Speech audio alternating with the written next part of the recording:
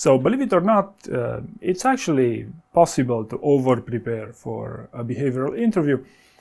And in today's video, I'm trying to give you some insight as to what are some of the more common scenarios where you are over-prepared, and how do you know you're over-prepared oftentimes, and of course, how can you deal with this.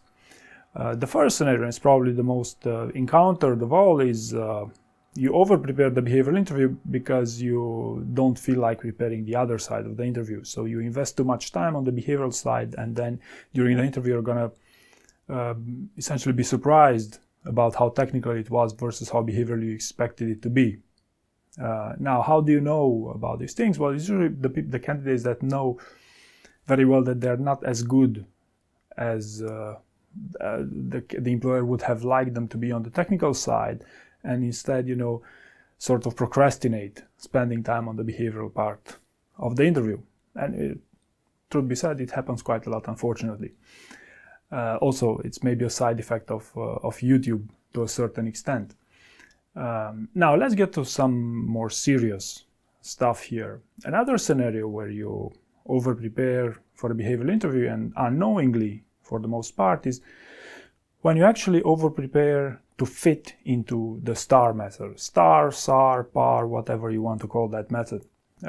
Important to understand this here, that the STAR method was not invented by candidates. It was invented by employers because they want to screen you better. Right? So what happens is that if you focus on templating your performance is more likely to sound scripted. And you have to over-prepare for a behavioral interview for your performance to sound really scripted.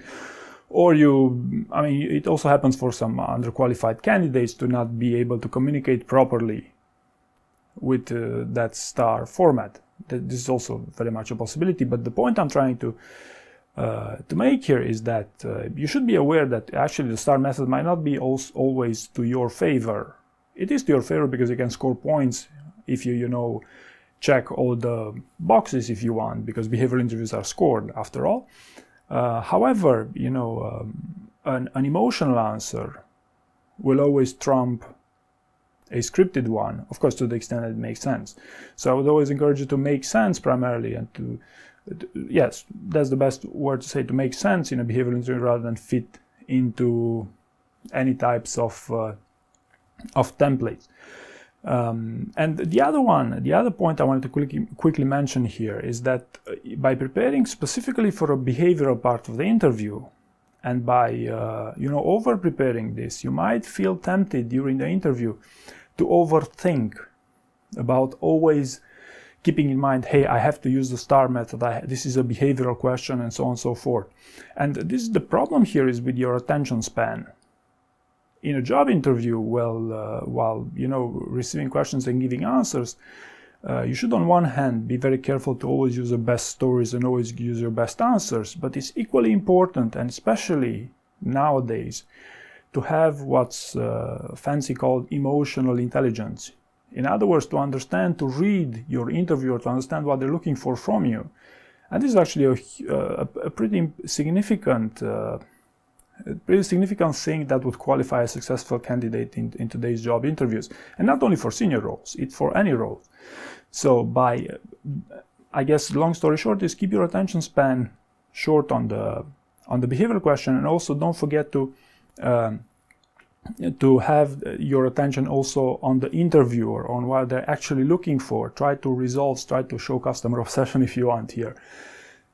All right, and to give you a parallel here, it's not by mistake that actually YouTube's model of placing ads in the videos is working so well, because it's all about this short attention span that they hack into from with these things, and this is how they actually make money. So basically, your attention span is something extremely valuable. So just ensure that you will be able to properly focus your attention span, or where it matters the most during a job interview. And last but not least, following any format in general, and basically using your attention span of following any script to some extent could also decrease your ability to, not to hide, but if you're not templating your answers, you might also maybe it will be harder for an interviewer to spot your weaknesses. Whereas if you template that answer, and if you don't speak freely, it will be a lot more complicated for you to maybe be more careful on emphasizing only the areas that only your strengths in a job interview. So I guess my main point here would be try not to be too transparent for the sake of fitting in a template. Try to think what are your strengths and primarily focus on your strengths in a job interview as compared to using a star format, or giving them the information that would want to hear that it might not be in your best interest.